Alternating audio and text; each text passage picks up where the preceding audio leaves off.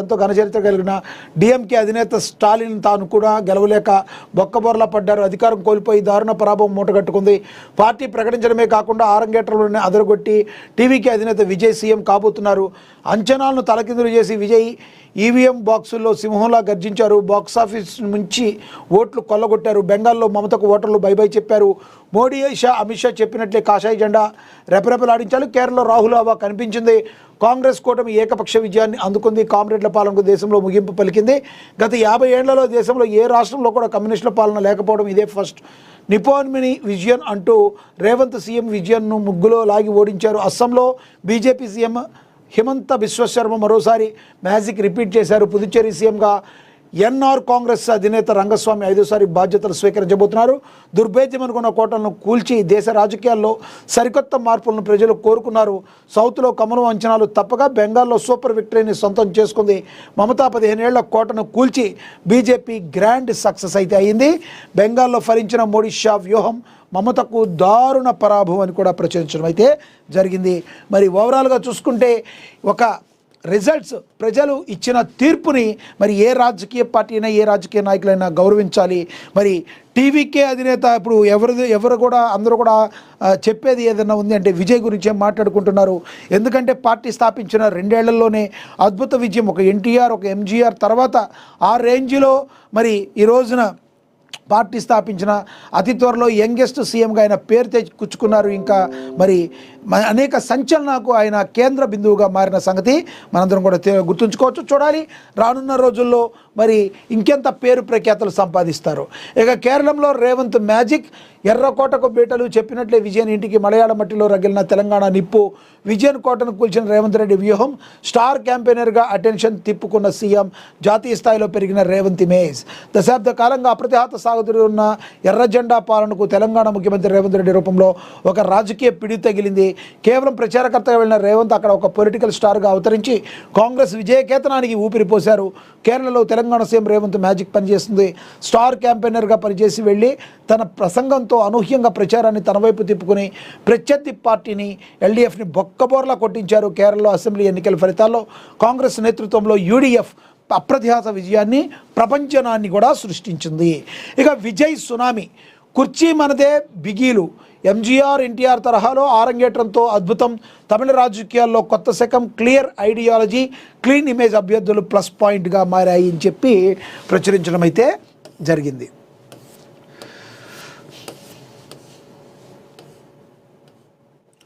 తమిళనాడు రాజకీయాల్లో సరికొత్త శకం ప్రారంభమైంది. 5 దశాబ్దాలుగా డిఎంకే అన్నాడీఎంకే మధ్య తిరిగిన అధికారం ఇప్పుడు నాయకుడి చేతికి చేరింది. సినీ రంగంలో అపారమైన ప్రజాదరణ పొందిన తళపతి విజయ్ స్థాపించిన తమిళిగ వెట్రగలిగం టీవీకే తొలి ఎన్నికల్లోనే చారిత్రాత్మక విజయాన్ని నమోదు చేస్తుంది. విజయానికి దారితీసిన అంశాలపై మహాపత్రిక ప్రత్యేక కథనం రాసింది. తమిళనాడులో దశాబ్దాలుగా కొనసాగుతున్న ద్విపార్టీ వ్యవస్థపై ప్రజల్లో తీవ్ర అసంతృప్తి పెరిగింది. 1967 నుంచి రాష్ట్రంలో ప్రధానంగా డిఎంకే లేదా అన్నాడీఎంకే మాత్రమే అధికారంలో ఉండడం, అవినీతి ఆరోపణలు, కుటుంబ పాలన వంటి అంశాలు ఓటర్లలో విసుగు పెంచాయి.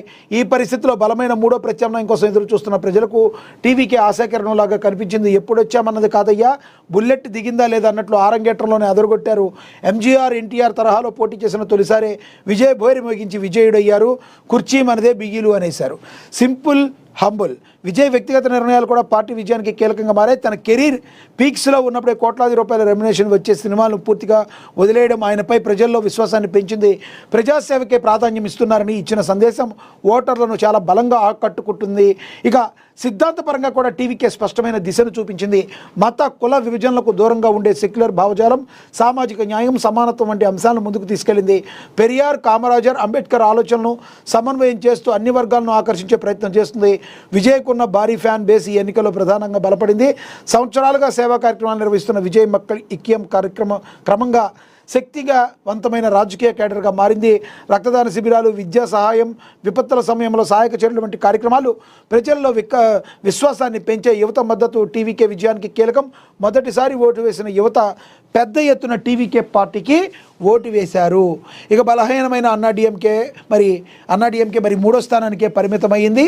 ఇక డిఎంకే కూడా చతికిలబడింది. ఓవరాల్గా విజయ్ ఘన విజయాన్ని సాధించడం అయితే జరిగింది. ఇక అదేవిధంగా చూసుకుంటే కేసీఆర్కు పవర్ షాక్. భద్రాద్రి యాదాద్రి విద్యుత్ పాయింట్ల అక్రమాలపై సిబిఐ రాష్ట్ర కేబినెట్ సంచలన నిర్ణయం తీసుకుంది అని కూడా ప్రచురించడం జరిగింది. ఇక ప్రస్తుత మార్కెట్ ధరలకు ప్రభుత్వ రిజిస్ట్రేషన్ల విలువలకు మధ్య భారీ వ్యత్యాసం ఉండటం, అభివృద్ధి పనుల్లో భూములు కోల్పోతున్న నిర్వాసితులకు ఇస్తున్న పరిహారంపై తీవ్ర అసంతృప్తి వ్యక్తం చేస్తున్న నేపథ్యంలో ఈ నిర్ణయం తీసుకున్నారు. శాస్త్రీయ పద్ధతిలో ధరల సవరణ చేసేలా రిజిస్ట్రేషన్ కూడా పచ్చజెండా ఊపారు. జిల్లా స్థాయిలో కమిటీలు క్షేత్రస్థాయి పరిస్థితులను బేరీజు వేసుకుని నెలాఖరు నాటికి నూతన విలువలు అమల్లోకి తెచ్చే. మరోవైపు హిల్డ్ పాలసీ కింద దరఖాస్తు చేసుకున్న వారికి మరి ఈ రకంగా ఉంది. ఇక దాదాపుగా మరి 5,864 కోట్లుగా ఉన్న ఈ బకాయిలపై వడ్డీలు జరిమానాలు పూర్తిగా మాఫీ చేసి అసలు మొత్తం 1,686 కోట్లను ఓటీఎస్ కింద వసూలు చేయాలని మున్సిపల్ శాఖను ఆదేశించింది. ఈ రకంగా కేసీఆర్కు పవర్ షాక్ తగిలిందని కూడా ప్రచురించడం అయితే జరిగింది. ఇక అదేవిధంగా చూసుకుంటే విజయ్కి ఫోన్ చేశారు రాహుల్ గాంధీ.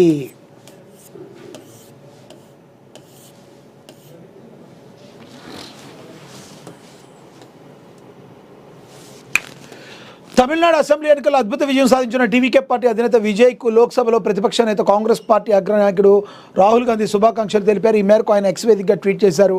టీవీకే పార్టీ అధినేత విజయ్తో మాట్లాడానని, పార్టీ సాధించిన అద్భుతమైన ఫలితానికి ఆయన అభినందించారని పేర్కొన్నారు. ప్రస్తుతం యువగళం పేరుతో పెరుగుతుందనడానికి ఈ ఎన్నికల ఫలితాలు నిదర్శనమని తెలిపారు. తమిళనాడు పుదుచ్చేరిలో కాంగ్రెస్ పార్టీ విజయానికి కృషి చేసిన కార్యకర్తలకు ఆయన కృతజ్ఞతలు తెలిపారు. భవిష్యత్తులోనూ ప్రజా సమస్యలపై కాంగ్రెస్ పోరాటం కొనసాగిస్తుందని రాహుల్ గాంధీ వ్యాఖ్యానించారు. తమిళనాడు పుదుచ్చేరి ప్రజల కోసం పార్టీ పనిచేస్తుందని హామీ ఇచ్చారు. తమిళనాడు అసెంబ్లీ ఎన్నికల విజయ నేతృత్వంలో టీవీకే పార్టీ 100కు పైగా స్థానాలు విజయం సాధించింది. డిఎంకే 70కి పైగా, అన్నా డిఎంకే 50కి పైగా స్థానాలతో సరిపెట్టుకున్న ఈ పశ్చిమ బెంగాల్, అస్సోం రాష్ట్రాల్లో బీజేపీ మిత్రపక్షాలు విజయం సాధించాయి. కేరళలో కాంగ్రెస్ నేతృత్వంలో యూడీఎఫ్ అధికారాన్ని చేజిక్కించుకోవడం జరిగింది. ఇంకా అదేవిధంగా చూసుకుంటే కర్ణాటకలో కాంగ్రెస్ జోరు, బైపోల్స్లో విక్టరీ. మరి కర్ణాటక బైపోల్స్లో మరి కాంగ్రెస్ విక్టరీ సాధించి కర్ణాటక ఉప ఎన్నికల్లో కాంగ్రెస్ సత్తా చాటింది. కర్ణాటకలోని బాగల్కోట్లో కాంగ్రెస్ నేత ఉమేష్ హుళ్ళప్ప మేటి 22,332 ఓట్ల తేడాతో బీజేపీపై గెలుపొందారు. బీజేపీ తరఫున చరణ్ మితత్ వీరభద్ర వీరన్న పోటీ చేశారు. కర్ణాటకలోని దావణగెరే సౌత్లోనూ కాంగ్రెస్ విజయ దుందుబి మోగించింది. బీజేపీ అభ్యర్థి శ్రీనివాసరెడ్డి దాసేకాయప్పపై 5,708 ఓట్ల తేడాతో కాంగ్రెస్ అభ్యర్థి సమద్ మల్లికార్జున విజయం సాధించారు. దీంతో సౌత్లో కాంగ్రెస్కు ఎదురు లేదని మరొకసారి రుజువైందని కూడా ప్రచురించడం అయితే జరిగింది. ఇక ఇది గెలుపు కాదు, లూటీ.